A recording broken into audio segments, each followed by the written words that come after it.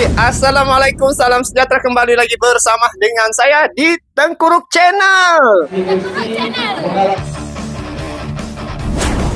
Jadi guys, apa kabar? Macam biasa lah kan, hari ini kita akan melihat bagaimana perkembangan dan juga setelah Indonesia mengalahkan timnas China. Di situ banyaklah media-media yang menyoroti kemenangan ke atas timnas China, dan ini merupakan laga terakhir Indonesia di kandang sendiri dan telah membuahkan hasil mendapat 3 mata ataupun 3 poin ya dalam laga menghadapi timnas China. Namun di sini kita tengok kalau sebelum ini bila Indonesia main, terutamanya melibatkan negara-negara Asia Tenggara, ini pasti ada sindir menyindir, baku hantam, ya, ejek mengejek. Tetapi kali ini berbeda. Apabila Indonesia menghadapi China dan Indonesia satu-satunya wakil tunggal dari ASEAN, maka negara-negara Asia Tenggara bersatu mendukung timnas Indonesia. Jadi antara yang momen menarik, saya lihat fans dari Malaysia sendiri mengakui timnas Indonesia sekarang, dan mereka berbondong-bondong datang ke Gelora Bung Karno untuk memberi dukungan terhadap timnas Indonesia. Jadi ada beberapa komen dari fans Malaysia ini terhadap timnas Indonesia guys. Langsung kita nonton klip video ini. Yes, tebakan abang betul. Indonesia menang China 1-0. Apa benda ni weh? Maaf ya guys, video ni lewat pasal semalam capek banget sampai ketiduran senyum lebar. Jujur aja, dari semua pengalaman abang nonton bola langsung, pertandingan Indonesia vs China di GBK malam tadi paling luar biasa. Dari awal entry di luar stadium bareng ribuan fans Garuda sampai nonton pertandingan selesai. Yang bikin luar biasa tu fans Indonesia, semangat mereka hingga ada duanya. Sampai gue sendiri jadi emotional. Respect. Sekarang abang ngerti kenapa pemain timnas selalu main sepenuh hati. Dari segi permainan, Indonesia memang lebih dominan dari China dan beberapa pemain yang menonjol. JIZ seperti biasa kelas, menguasai lini pertahanan dengan baik. Justin Hubner menurut gue adalah man of the match. Defense dia rapi banget dan dia sering cari kesempatan buat pas bola ke depan untuk menyerang. Joey Pelepusi melakukan tugas destroyer di area lini tengah dengan sangat baik. Kemarin adalah pertama kalinya gue melihat Iggy Maulana dan Beckham Putra bermain. Bagus sih. Kedua-dua memberi impact positif untuk game semalam. Ole Romane, 3 pertandingan 3 gol. Ini baru bisa dipanggil striker. Abang enjoy banget lihat dia main. Memang pemain yang berkualitas. Tapi ada satu benda abang nak claim. Emil, clean sheet tomorrow, Emil. Perfect debut, clean sheet tomorrow. Wow. Clean sheet for timnas tomorrow, Emil. Okay, thank you, Emil. Thank you. Clean sheet. Kalau esok clean sheet, kamu belanja saya makan nasi padang. Gimana geng? Siapa yang nak belanja abang? Komentar kat sini. Kalau saya tengok, siapapun yang datang ke Indonesia ya, dia akan rasa apa? Satu momen yang tidak dapat dilupakan, siapapun yang datang ke Gelora Bung Karno. Jadi bila melihat abang ini datang ke Indonesia, ini kali pertama dia datang menyaksikan depan mata sendiri macam mana atmosfer pendukung-pendukung timnas Indonesia. Dia begitu kaget dan begitu rasa teruja ya dengan dukungan supporter yang cukup ramai, dan ini yang membuat semangat para pemain ini, karena melihat supporter pun sudah semangat gitu memenuhi stadion. Kalau mereka tidak bermain dengan baik, memang sangat mengecewakan lah. Jadi artinya di sini, bila siapapun datang ke Gelora Bung Karno, walau dari manapun, bukan sejak dari Malaysia, tetapi bila mereka melihat, pasti ada satu sentuhan yang mereka dapat pengalaman baru dari Indonesia. Saya memerhati tadi apa reaksi abang ini ketika datang ke Indonesia. Sebab sebelum ini kan kita hanya melihat di media sosial macam mana berbaku hantam begitu.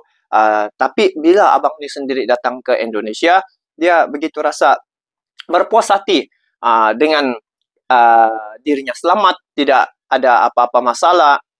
di Gelora Bung Karno, walaupun hampir 80.000 orang, tapi dia selamat dan juga menikmati perlawanan itu. Jadi antara perkara yang tidak dapat dilupakan adalah ketika melihat bagaimana suasana atmosfer pendukung-pendukung timnas Indonesia ketika memberi dukungan, dan juga di situ kita dapat mempelajari bagaimana rasa nasionalisme orang Indonesia itu bersatu hati. Ya, dari segi sepak bola mereka jadikan alat untuk pemersatu bangsa. Kenapa ramai fan Indonesia bangga kalahkan China? Selepas 38 tahun, Indonesia telah kalahkan China buat kali pertama. Sebelum ini, Indonesia dan juga China bertemu banyak kali tetapi keputusan seri dan juga kalah. And bukan itu saja, buat kali pertama, Indonesia layak ke putaran yang keempat kualifikasi Piala Dunia. Putaran yang keempat kualifikasi Piala Dunia bukan mudah bagi Indonesia, tetapi saya yakin Indonesia boleh pergi ke Piala Dunia. Jujurnya, kalau timnas Indonesia dapat layak ke Piala Dunia, negara-negara ASEAN yang lain memang tentu rasa happy and mereka boleh mencontohi jejak langkah timnas Indonesia. Prospek and tahniah kepada timnas Indonesia. Saya harap timnas Indonesia bisa masuk Piala Dunia. Amin.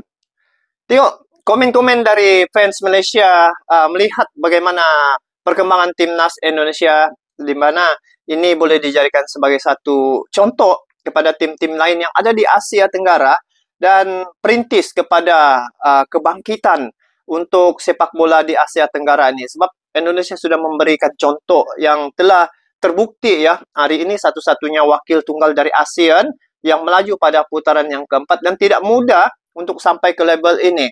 Jadi apa yang mereka lakukan?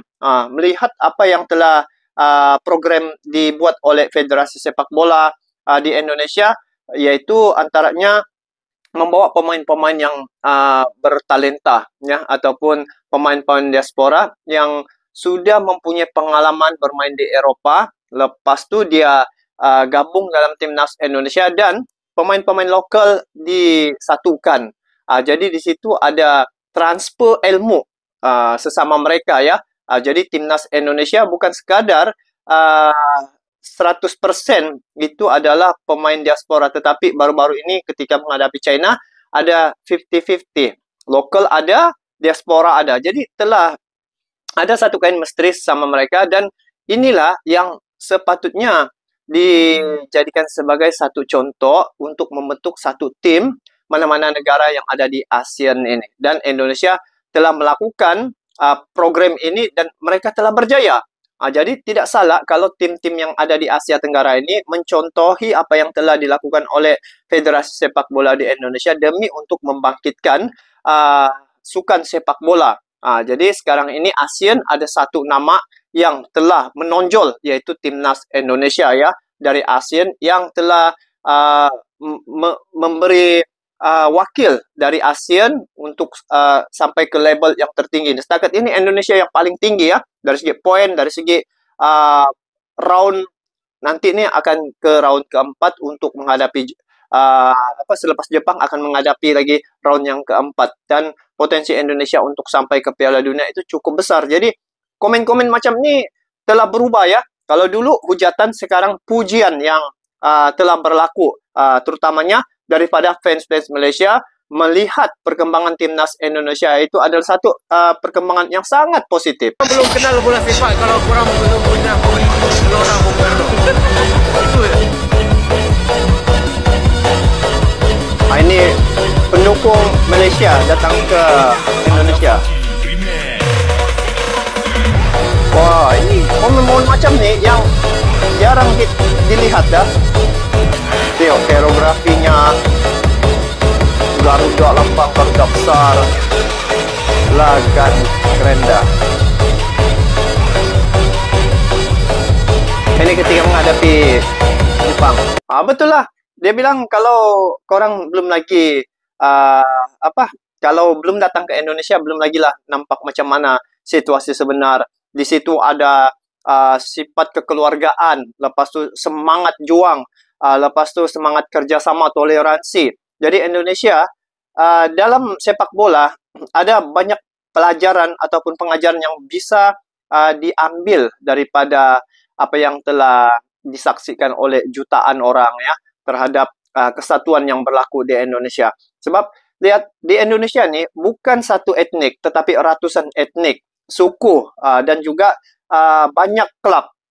Tetapi di dalam sepak bola bila timnas mereka berjuang, semua ini dapat bersatu. Jadi di situ kesatuan dapat dilihat, lepas itu kerjasama sesama mereka sama-sama menyanyi ya. Dari segi mereka melantunkan nyanyian lagu Tanah Airku dan juga lagu Indonesia Raya, di situ dapat dilihat bagaimana mereka bekerja sama satu hati, serentak seiring. Dan antara perkara-perkara yang menarik juga dari segi kreatifnya mereka dalam membentuk satu situasi yang mewujudkan aura dukungan itu terhadap pemain-pemain yang bermain di lapangan. Jadi lihat di sini, kalau belum sampai ke Gelora Bung Karno ataupun ke Indonesia lah, belum nampak lagi, belum terlihat suasana sepak bola itu. Jadi kalau mau rasa sendiri, kena datang sendiri ke Indonesia, terutamanya tim perlawanan yang besar lah seperti baru-baru ini Indonesia timnas mereka menghadapi tim lain seperti China. Di situ baru dilihat betul-betul atmosfer bikin merinding guys.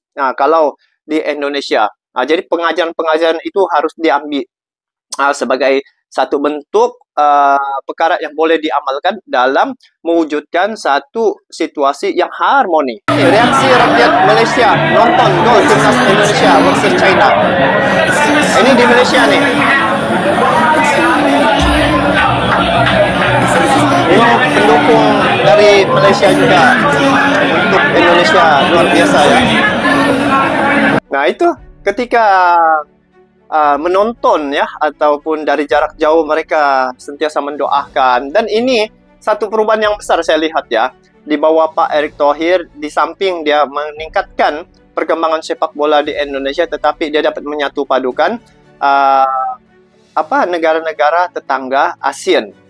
Jadi inilah satu bentuk yang harus dijadikan sebagai contoh yang baik kepada negara tetangga. Jadi dalam sepak bola ini, kalau kita jadikan dia sebagai perkara positif, sudah pasti akan dapat mewujudkan keharmonian dan juga keakraban sesama negara. Dan Indonesia telah melakukan program-program yang mana hari ini terbukti ya, timnas mereka berada di satu kedudukan yang sangat membanggakan rakyatnya, dan juga secara tidak langsung ASEAN juga terlibat berasa bangga karena ada wakil tunggal dari ASEAN yang melaju pada putaran yang ketiga dan bakal ke putaran keempat untuk sampai ke Piala Dunia. Jadi apa yang telah berlaku sekarang ini adalah perubahan yang sangat besar ya terhadap ekosistem sepak bola di Asia Tenggara ini. Bila perkara ini terjadi, maka negara-negara Timur Tengah akan menjadi respect kepada ASEAN ya, yang dirintis oleh timnas Indonesia, karena program yang mereka lakukan itu telah membuahkan hasil, bukan sejak diberi dukungan yang penuh oleh pemerintah Indonesia, tetapi se-ASEAN sekarang mulai melihat dan juga terinspirasi dengan perkara-perkara yang telah berlaku di Indonesia, sehingga hari ini bukan sejak di ASEAN ya melihat perjuangan timnas Indonesia dan juga perkembangan Indonesia, malah negara-negara Eropa, saya lihat di media sosial ramai yang menyoroti tentang momentum yang telah berlaku pada timnas Indonesia. Jadi apapun, semoga sepak bola ini dapat menyatu padukan kita negara tetangga, dan dukungan inilah yang harus kita teruskan ya, karena satu-satunya wakil tunggal dari ASEAN ya adalah timnas Indonesia yang mengangkat juga nama ASEAN ke pesada dunia. Jadi semoga perlawanan menghadapi Jepang nanti Indonesia dapat melakukan yang terbaik. Dan itu saja untuk kali ini. Sampai jumpa lagi. Assalamualaikum warahmatullahi wabarakatuh.